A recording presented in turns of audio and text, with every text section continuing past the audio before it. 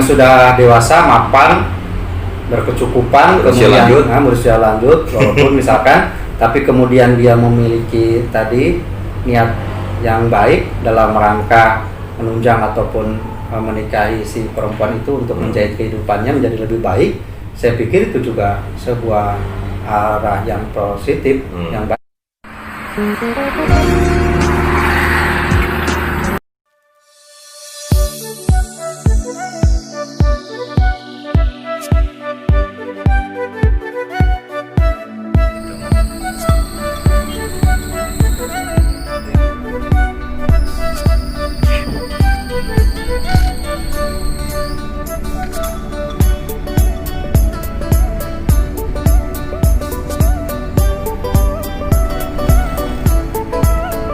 Untuk pernikahan di bawah tangan istilah masyarakat umum atau nikah siri secara definisi agama, itu dari sudut pandang kantor urusan agama memang atau dari sudut pandang pemerintah itu pernikahan yang tidak diakui lah, dalam artian memang tidak ada pencatatan dan tidak bisa dijamin hak-hak terutama bagi para pihak, terutama bagi istri dan anak-anaknya.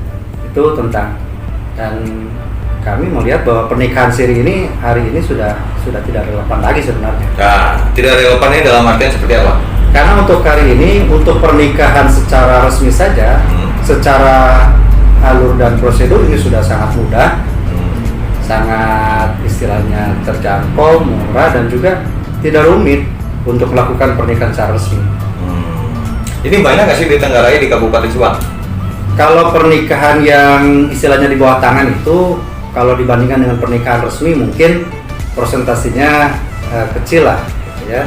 Kalau misalkan dibandingkan persentasinya mungkin hanya sekitar 20%-an dari pernikahan yang resmi yang tercatat. Dan cuma kami memang melihat bahwa pernikahan di bawah tangan atau nikah siri ini memang pernikahan yang ada kendala atau ada masalah secara administrasi maupun secara hukum. Baik, oke. Berarti penghulu itu juga bagian dari KUA kan? Bukan? Ya, penghulu itu merupakan struktur di KUA. Nah, kenapa dia berani untuk menikahkan di bawah tangan? Kalau penghulu, saya yakin tidak ada satu penghulu pun yang melakukan atau menikahkan orang di bawah tangan secara siri. Kalau penghulu ya. Makanya tadi yang menikahkan pernikahan di bawah tangan itu biasanya bukan oknum penghulu, tapi memang orang yang bukan penghulu, tapi dia bertindak sebagai penghulu, katakan seolah-olah seperti itu. Karena penghulu itu kan tugasnya mencatat nikah. Yang melakukan nikah di bawah tangan itu sebenarnya mereka kenapa sih? Kenapa nggak mau malah di KUA? Pertama pasti persoalan administrasi. Persoalan administrasi nomor satu. Misalkan dia tidak mampu menunjukkan surat-surat resmi tentang terkait persoalan status, identitas, alamat dan sebagainya. Itu yang kedua biasanya karena persoalan lain, misalkan tadi persoalan pernikahan yang kedua, ketiga atau keempat, poligami. Karena memang prosedur untuk mengajukan perizinan poligami memang panjang. Pak, kalau kita ngelihat fenomena nih yang tua menikahi yang belia, ini gimana sih Pak? Kalau itu mungkin kaitan persoalan pertama, kalau disebut kultur juga belum membudaya lah. Artinya memang itu masih insidental, tapi marak atau banyaknya yang seperti itu. Mungkin faktor yang pertamanya adalah faktor kesejahteraan atau kemapanan itu, karena memang terus saja di tengah kesulitan hidup atau kesulitan ekonomi di saat ini mungkin saja orang memiliki pertimbangan untuk memilih calon pasangannya yang lebih mapan, lebih matang, lebih dewasa, terutama dari sisi ekonomi. Tapi pautan umur itu nggak jadi masalah ketika ini saya mau nikah sama yang umurnya lebih dari, atau mungkin kakek saya nih, saya nikahin yang kakek saya aja deh soalnya dia mau juga. Itu sebenarnya nggak masalah dalam norma-norma perkawinan. Ya, secara hukum perkawinan tidak ada larangan orang menikahi yang lebih tua ataupun menikahi yang lebih muda, tidak ada. Yang diatur oleh Undang-Undang Nomor 1 Tahun 74 maupun yang revisinya juga merupakan batasan minimum sebenarnya.